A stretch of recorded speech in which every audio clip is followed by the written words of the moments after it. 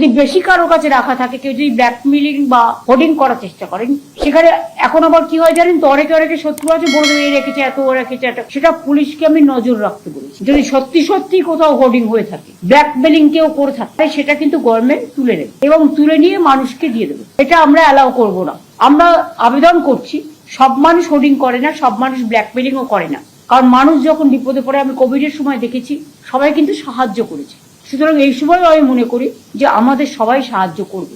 দরকার হলো আপনারাও কিছু কিছু ক্ষেত্রে, বিশেষ করে রেস্টুরেন্ট বা অন্যান্য ছোট ছোট দোকানদার বা অন্যান্য জায়গায়, এসেন্সিয়াল এরিয়া ছাড়া যদি মনে করেন রেশনিং পদ্ধতি চালু করুন, যাতে যার আগে 4টে লাগতো তাকে 2 দিন, যার 2টো লাগতো তাকে 1টা দিন, কিন্তু 25 দিন এটা বেঁধে দেবেন না। কারণ কারো বাড়িতে পরিবারের সংখ্যা, সদস্য সংখ্যা বেশি থাকতে পারে, কারো বাড়িতে পরিবারের সংখ্যা কম থাকতে পারে, কারো 1টা লাগতে পারে, কারো 2টো লাগতে পারে।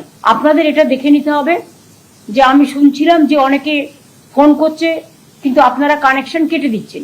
তখন ওনারা বললেন যে আমাদের সার্ভারটা খারাপ হয়ে গেছে। তা আমরা বললাম সার্ভারটা তাহলে আপনারা রেস্টোর করুন ইমিডিয়েট। ওনারা আমাদের কাছে একটা রিকোয়েস্ট করলেন যে আপনারা প্লিজ একটা মেসেজ দিন মানুষকে যে প্যানিকই না হতে। আমরা আমাদের সাধ্যমতো চেষ্টা করব। আমিও বললাম সেই জন্যই আমাকে দেখতে হবে আমার ভাড়ারে কদিন আছে, সেইভাবে যাতে মিনিমাম মানুষের যেটা সাপোর্ট, তার 2টো রান্না করে খাওয়া, আর বাচ্চাটাকে স্কুলে খাওয়া তৈরি করে দেওয়া, লাক্সুরিয়াস নয়, বাট ডোমেস্টিক পারপাসে যতটুকু প্রয়োজন ততটুকু তারা যেন পায়, সেটা আপনাদেরও দেখা কর্তব্য।